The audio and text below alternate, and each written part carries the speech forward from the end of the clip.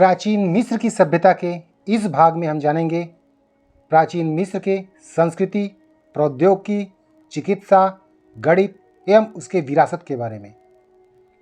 यदि आप इसके पहले वाले भाग पार्ट 1 और पार्ट 2 को नहीं देखे हैं तो प्लीज़ डिस्क्रिप्शन में उसका लिंक है, वहाँ से जाकर आप देख सकते हैं। तो चलिए शुरू करते हैं प्राचीन मिस्र की सभ्यता का तीसरा पार्ट। आपका स्वागत है हमारे YouTube चैनल संघर्ष अंश में। इस पार्ट में सबसे पहले हम इसकी संस्कृति के बारे में जानेंगे। आइए जानते हैं प्राचीन मिस्र की सभ्यता के लोगों का दैनिक जीवन कैसा था। प्राचीन मिस्र की सभ्यता के अधिकांश लोग किसान थे। उनके रहने के स्थान एक सीमित अवस्था में थे, जिसमें सिर्फ उनके परिवार के सदस्य ही रह सकते थे। वे मिट्टी की ईंटों से निर्मित थे, जो गर्मी के दिनों में ठंडे बने रहते थे और ठंडी के दिनों में गर्म। हर घर में खुली छत वाली एक रसोई होती थी, जिसमें आटा पीसने के लिए एक चक्की और रोटी पकाने के लिए एक छोटा सा अवन होता था, जिसको आप अपनी भाषा में चूल्हा बोल सकते हैं। दीवारों पर सफ़ेद रंग लगाया जाता था और इन्हें रंगे हुए जूट या सन के पर्दे से ढका जा सकता था। फर्श को ईंट की चटाई से ढका जाता था, जबकि फर्नीचर में शामिल थे लकड़ी के स्टूल, जमीन से थोड़ा उठा हुआ बिस्तर और व्यक्तिगत टेबल। प्राचीन मिस्रवासी स्वच्छता और सुंदरता को अधिक महत्व देते थे। अधिकांश लोग नील नदी में स्नान करते थे। वे चाक और घी से निर्मित साबुन का प्रयोग करते थे। सफाई के लिए पुरुष अपने पूरे शरीर की हजामत करते थे। वे खुशबूदार इत्र से दुर्गंध को दूर करते थे और अपनी त्वचा को नरम बनाने के लिए किसी मलहम की तरह पदार्थ का इस्तेमाल करते थे। उनके कपड़े सफ़ेद रंग के होते थे, जो कि सन या जूट से बने होते थे। उच्च वर्ग के पुरुष और महिलाएं मुखौटा, गहने और प्रसाधन सामग्री धारण करते थे। बच्चे परिपक्व होने तक बिना कपड़ों के रहते थे, लगभग करीब 12 वर्ष की उम्र तक। इस उम्र में पुरुषों का खतना किया जाता था। संगीत और नृत्य उन लोगों के लिए लोकप्रिय मनोरंजन थे। आरंभिक वाद्यों में शामिल थी बांसुरी, हार्प, तुरही, ओबोस और पाइप के समान कोई यंत्र था, जो कि बाद में विकसित और लोकप्रिय हुए। नवीन साम्राज्य में मिस्रवासी घंटी, झांझ, डफ और ड्रम बजाते थे और उन्होंने ल्यूट और वीणा को एशिया से आयात किया था। प्राचीन मिस्र के समाज के धनी सदस्य शिकार और नौका विहार का भी आनंद लेते थे।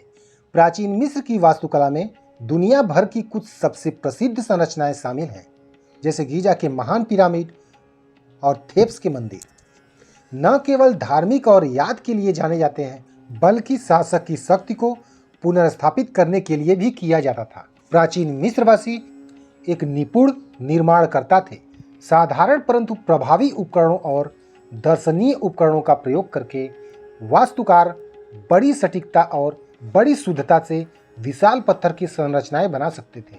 मिस्र के अभिजात वर्ग और सामान्य वर्ग के लोगों के घरेलू आवास नष्ट हो जाने वाली चीज़ों जैसे मिट्टी के ईंटों और लकड़ी से बनाए जाते थे। कृषक वर्ग साधारण घरों में रहते थे, जबकि विशिष्ट वर्गों के महलों की संरचना व्यापक और भव्य हुआ करती थी, जो दीवार और जमीन पर भव्य सजावट प्रदर्शित करते थे, जिस पर मनुष्यों, पक्षियों, जलप्रपातों, देवताओं और ज्यामितीय आकारों के चित्र अंकित हैं। महत्वपूर्ण संरचनाएं जैसे मंदिर और मकबरे, जिनके चिरकाल तक बने रहने की संभावना थी, इन्हें ईंटों के बजाय पत्थरों से निर्मित किया गया। विश्व की पहली विशाल पैमाने की पत्थर की संरचना जोसर का मुर्दाघर परिसर के वास्तु तत्वों में शामिल है। प्राचीन मिस्र का सबसे प्रारंभिक मंदिर गीजा में है, जो एक एकल बंद हाल से निर्मित है, जिसमें कालम द्वारा खड़े एक स्लैब में छत है। नवीन साम्राज्य में वास्तुकारों ने तोरण, खुले आंगन और मंदिर परिसर के सामने हिप्पो शैली के हाल जोड़े भी बनाए। प्राचीन साम्राज्य में सबसे प्रारंभिक और लोकप्रिय वास्तुकला एक कब्र की मस्तबा थी, जो भूमिगत दफन कक्ष के ऊपर मिट्टी की ईंट या पत्थर से बनी हुई एक सपाट छत वाली आयताकार संरचना थी। जोसर का स्टेप पिरामिड रखे पत्थर के मस्तबा की एक श्रृंखला है। पिरामिड का निर्माण प्राचीन और मध्य साम्राज्य के दौरान हुआ था, लेकिन बाद के शासकों ने उन्हें न मानते हुए चट्टान को काटकर बनाई गई कब्र को ही अहमियत दी। प्राचीन मिस्र के पिरामिड, जिनके चारों कोने इस प्रकार बनाए गए कि वह पृथ्वी के भूगोल की 4 दिशाओं की सीध में है। इससे यह पता चलता है कि यह पिरामिड 4 दिशाओं को इंगित करने के लिए बनाए होंगे तथा आकाश के 3 तारों की सीध में बने पिरामिड मिस्र के निवासियों के लिए समय का ज्ञान कराते होंगे। तभी तो 21 जून के दिन 2 पिरामिडों के मध्य सूर्य अस्त होता है। अब आइए इसकी कला के बारे में जानते हैं। प्राचीन मिस्र वासियों ने कार्यात्मक प्रयोजनों को पूरा करने के लिए कला का निर्माण किया।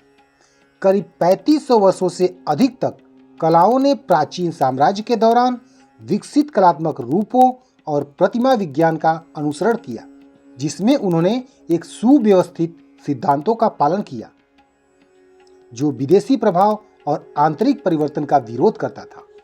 इन कलात्मक मानकों जैसे सरल रेखाओं, आकार और स्थानीय गहराई के बिना आकृतियों के सपाट चित्रण के साथ बनाई गई थी। रंग के सपाट क्षेत्र ने एक संरचना के भीतर क्रम और संतुलन की भावना पैदा की। उन्होंने रंग को एक संरचना के भीतर एक क्रम और संतुलित व्यवस्था में, चित्रों और लेखनी को कब्र और मंदिरों के दीवारों पर, ताबूतों और मूर्तियों पर भी बड़ी बारीकी से बनाए थे। द नार्मर रंग पट्टिका ऐसी आकृतियां दिखाता है जिन्हें चित्रलिपि के रूप में भी पढ़ा जा सकता है, उन कठोर नियमों के कारण जो इसकी उच्च सुंदरता और प्रतीकात्मक रूप को नियंत्रित करते थे। प्राचीन मिस्र की कला ने अपने राजनीतिक और धार्मिक प्रयोजनों को सटीकता और स्पष्टता के साथ प्रतिपादित किया था। प्राचीन मिस्र के कारीगरों ने प्रतिमाओं और बारीक नक्काशियों को बनाने के लिए पत्थर का इस्तेमाल किया, लेकिन उन्होंने लकड़ी का प्रयोग सस्ते और आसानी से तराशे जाने वाले स्थापत्य के रूप में किया। प्राचीन मिस्रवासियों के कलर खनिजों से प्राप्त किए जाते थे, जैसे लोहे से लाल, पीले और गेरू रंग, तांबा से नीला और हरा रंग, काजल या लकड़ी के कोयले से काला रंग और चूना पत्थर से सफेद रंग बनाए जाते थे। पेंट को एक रूप में अरबी गोंद के साथ मिलाया जाता था और केक रूप में बनाने के लिए दबाया जाता था, जिसे जरूरत पड़ने पर पानी में घोलकर उपयोग में लाया जाता था। प्राचीन मिस्र के शासकों ने नक्काशियों का इस्तेमाल लड़ाई में मिली जीत, शाही फरमान और धार्मिक दृश्यों को दर्ज करने के लिए किया करते थे। आम नागरिकों की पहुंच अंत्येष्टि कला के नमूनों तक थी, जैसे शब्द प्रतिमाएं और मृतकों की पुस्तकें, जिसका उन्हें विश्वास था कि मृत्यु के बाद यह उनकी रक्षा करेगी। मध्य साम्राज्य के दौरान कब्र में जोड़े गए रोजमर्रा की जिंदगी से चित्रों को उकेरते लकड़ी या मिट्टी के मॉडल लोकप्रिय हुए। मृत्यु के पश्चात की गतिविधियों की नकल करने की कोशिश में इन मॉडलों में मजदूर, मकान, नावें और यहां तक कि सैन्य संरचनाएं भी प्रदर्शित की गई हैं, जो प्राचीन मिस्र के आदर्श पुनर्जन्म का रेखा चित्र प्रस्तुत करता है। प्राचीन मिस्र की कला की समरूपता के बावजूद किसी विशिष्ट समय और स्थानों की शैली कभी कभी परिवर्तित होते सांस्कृतिक या राजनीतिक नजरिए को प्रतिबिंबित करती है। दूसरे मध्यवर्ती काल में हिक्सोस के आक्रमण के बाद मिनोन शैली के भित्ति चित्र आवारिस में पाए गए हैं। कलात्मक स्वरूपों में एक राजनीतिक प्रेरित परिवर्तन का सबसे स्पष्ट उदाहरण अरमना अवधि से प्राप्त होता है, जहां आकृतियों को अखेनाटेन के क्रांतिकारी धार्मिक विचारों के अनुरूप ढालने के लिए समूल रूप से परिवर्तित कर दिया गया। अरमना कला के रूप में जानी जाने वाली इस शैली को अखेनाटेन की मौत के बाद शीघ्र और पूरी तरह से मिटा दिया गया और इसकी जगह पारंपरिक शैली ने ले लिया। अब आइए प्राचीन मिस्र सभ्यता के धार्मिक जीवन के बारे में जानते हैं। प्राचीन मिस्र की सभ्यता की स्थापना काल से ही मिस्रवासी परमात्मा और पुनर्जन्म में विश्वास रखते थे। फैरो का शासन राजाओं के दैवी अधिकारों पर आधारित था। मिस्र के देवालय उन देवताओं से घिरे हुए थे जिनके पास अलौकिक शक्तियां थीं और जिन्हें मदद या संरक्षण के लिए आह्वान किया जाता था। इसलिए देवताओं को हमेशा उदार के रूप में नहीं देखा जाता था और मिस्रवासियों को मानना था कि उन देवताओं को प्रसाद और पूजा के द्वारा संतुष्ट करना पड़ता है। इस देवालय का ढांचा लगातार बदलता रहा, लेकिन पुजारियों ने इन कहानियों को एक सुसंगत प्रणाली में संगठित करने का कोई प्रयास नहीं किया। देवत्व की इन विभिन्न धारणाओं को विरोधी नहीं माना जाता था, बल्कि वास्तविकता के विभिन्न पहलुओं की परतें माना जाता था। देवताओं की पूजा पंथ मंदिरों में की जाती थी। अब आइए उनके शवों को दफनाने की प्रथा के बारे में जानते हैं। प्राचीन मिस्रवासियों ने शवों को दफनाने की एक विस्तृत प्रथा को बनाए रखा था, जो उनके विश्वास के अनुसार मौत के बाद अमरत्व प्रदान करने के लिए आवश्यक थी। इन प्रथाओं में शामिल था ममीकरण द्वारा शरीर का परिरक्षण, दफन संस्कारों का निष्पादन और शरीर के साथ साथ मृत्यु के बाद मृतक द्वारा प्रयोग की जाने वाली वस्तुओं का प्रवेश। प्राचीन साम्राज्य से पहले रेगिस्तानी गड्ढे में दफनाए गए शव स्वाभाविक रूप से शुष्कीकरण द्वारा संरक्षित होते थे। बंजर रेगिस्तानी परिस्थितियां गरीबों की अंत्येष्टि के लिए प्राचीन मिस्र के पूरे इतिहास में एक वरदान बनी रही। जो कुलीन वर्ग अमीर मिस्रवासियों ने अपने मृतकों को पत्थर की कब्रों में दफनाना शुरू किया और परिणाम स्वरूप उन्होंने कृत्रिम ममीकरण का उपयोग किया, जिसके तहत आंतरिक अंगों को हटाया जाता था, शरीर को सन के कपड़े में लपेटा जाता था और उसे एक आयताकार पत्थर या लकड़ी के ताबूत में दफन किया जाता था। कुछ अंगों को अलग से केनोपिक जार में संरक्षित करना चौथे राजवंश में शुरू हुआ। नवीन साम्राज्य तक प्राचीन मिस्रवासियों ने ममीकरण की कला को निखार लिया था, जिसके बेहतरीन तकनीक में 70 दिन लगते थे, जिनके तहत आंतरिक अंगों को हटाया जाता था और नमक के एक मिश्रण में, जिसे नाइट्रन कहते थे, शरीर को सुखाया जाता था। इसके बाद शरीर को सन के कपड़े में लपेटा जाता था, जिसकी परतों के बीच सुरक्षा ताबीज को डाला जाता था और फिर उसे एक सुसज्जित मानव रूप के ताबूत में रखा जाता था। उत्तरार्ध काल के ममी को भी चित्रित कार्टोनेज के ममी के खोल में रखा जाता था। संरक्षण की वास्तविक प्रथाओं को टोलेमिक और रोमन युग के दौरान त्याग दिया गया और ज्यादा जोर ममी के बाहरी स्वरूप पर दिया जाने लगा, जिसे सजाया जाता था। किसी किसी फेरों में ऐसा भी हुआ है कि उनके साथ उनके सेवक सेविकाओं को भी साथ में दफना दिया जाता था। अब आइए उनके सैन्य शक्ति के बारे में जानते हैं। प्राचीन मिस्र की सेना विदेशी आक्रमण के खिलाफ मिस्र की रक्षा करने और निकट पूर्व में मिस्र के वर्चस्व को बनाए रखने के लिए बनाई गई थी। सेना ने प्राचीन साम्राज्य के दौरान सिनाई में खनन अभियानों को संरक्षित किया और पहले और दूसरे मध्यवर्ती काल के दौरान गृह युद्ध लड़ा।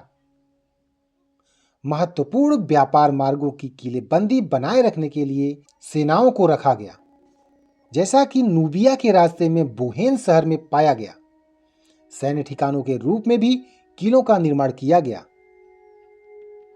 जैसे कि सीले का किला, जो लोवांट अभियानों के लिए एक संचालन अड्डे का काम करता था। नवीन साम्राज्य में एक श्रृंखला में कई फेरों ने मिस्र की सेना का उपयोग कूश और लेवांट के कुछ हिस्सों पर हमला करने और विजय हासिल करने के लिए किया। वे विशिष्ट सैन्य उपकरणों में शामिल थे धनुष, तीर, भाले और एक ऐसा ढाल जो कि लकड़ी की फ्रेम पर पशुओं की चमड़ी को चढ़ाकर बनाया गया था। पीतल को अपनाने के बाद शस्त्र और कवच में सुधार होता रहा। फेरो को कला और साहित्य में आमतौर पर सेना के आगे सवार चित्रित किया गया। अब आइए प्राचीन मिस्र सभ्यता की प्रौद्योगिकी, चिकित्सा एवं गणित विज्ञान के बारे में जानते हैं।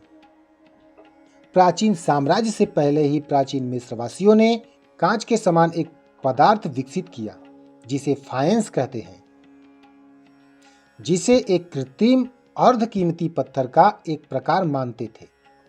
फायंस सिलिका, चूना और सोडा की अल्प मात्रा और एक रंजक आमतौर पर तांबा से बना एक गैर मिट्टी का सेरामिक है। इस पदार्थ का प्रयोग मोती, टाइल्स, मूर्तियां और छोटी सामग्रियां बनाने के लिए किया जाता था। फाइंस निर्माण करने के लिए कई तरीकों का प्रयोग किया जा सकता है, लेकिन आमतौर पर निर्माण प्रक्रिया में एक पेस्ट के रूप में पाउडर सामग्री को एक मिट्टी के कोर पर प्रयोग किया जाता है, जिसे फिर आग में जलाया जाता है। प्राचीन मिस्रवासियों की चिकित्सा समस्याएं सीधे उनके वातावरण से उत्पन्न हुई थी। नील नदी के पास रहने और काम करने से मलेरिया और कमजोर बनाने वाले शिस्टोसोमियासिस परजीवी का हमला होता रहता था, जो जिगर और पेट को नष्ट कर देता था। मगरमच्छ और दरियाई घोड़े जैसे खतरनाक वन्यजीवों का खतरा मंडराता रहता था। आजीवन चलने वाली खेती और निर्माण कार्यों का दबाव रीढ़ की हड्डी और जोड़ों पर असर डालता था, और निर्माण कार्यों और युद्ध जनित दर्दनाक चोटें शरीर को घातक नुकसान पहुंचाती थी। कब्र की दीवारों पर शरीर के चित्रण के बावजूद उच्च वर्ग के कई वजनदार मम्मी से जीवन में अत्यधिक भोजन से पड़ने वाला प्रभाव साफ दिखता है। प्राचीन मिस्र के चिकित्सक अपने उपचार कौशल के लिए दूर दूर तक जाने जाते थे। प्रारंभिक मिस्रवासियों को करीब 3000 ईसा पूर्व के आसपास यह जानकारी थी कि कैसे लकड़ी के पटरों को एक जहाज पेटा बनाने के लिए इकट्ठे जोड़ा जाता है। अब आइए जानते हैं प्राचीन मिस्रवासी के गणितीय गणना के बारे में। प्राचीन मिस्रवासियों का गणितीय गणना का सबसे प्रारंभिक अनुप्रमाणित उदाहरण पूर्व राजवंशीय नकाडा अवधि में मिलता है और एक पूरी तरह से विकसित अंक प्रणाली को दर्शाता है। एक शिक्षित मिस्रवासी के लिए गणित का महत्व नवीन साम्राज्य के एक काल्पनिक पत्र द्वारा प्रदर्शित होता है, जिसमें लेखक अपने और एक अन्य लेखक के बीच दैनिक गणना के कार्यों जैसे श्रम, अनाज और भूमि के हिसाब से संबंधित एक प्रतियोगिता का प्रस्ताव रखता है।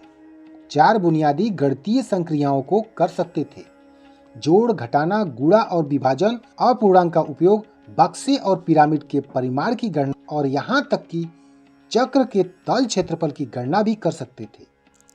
प्राचीन मिस्र के अपूर्णांक को कई अपूर्णांक के जोड़ के रूप में लिखा जाता था।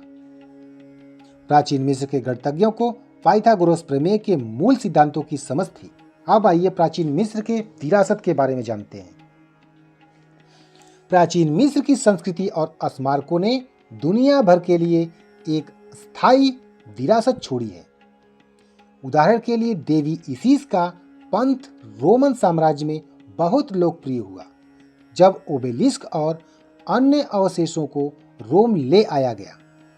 रोमवासियों ने मिस्र शैली में ढांचे खड़े करने के लिए मिस्र से निर्माण सामग्री भी आयात की। प्राचीन मिस्र की विरासत में सबसे महत्वपूर्ण स्थान गीजा के पिरामिड का है। इसके अलावा राजाओं की घाटी, लक्सर मंदिर, फीले का मंदिर, जोसर का पिरामिड, मेमनान की colossi, the great Sphinx of Giza, Hatshepsut का मंदिर और कोम ओम्बो का मंदिर महत्वपूर्ण स्मारकों में आते हैं। इसी के साथ प्राचीन मिस्र सभ्यता का इतिहास समाप्त होता है। अगर वीडियो पसंद आया तो प्लीज़ इसे लाइक करें, शेयर करें। यदि आप चैनल को सब्सक्राइब नहीं किए हैं तो प्लीज़ इसे सब्सक्राइब करें। मिलते हैं नेक्स्ट वीडियो में, तब तक के लिए जय हिंद।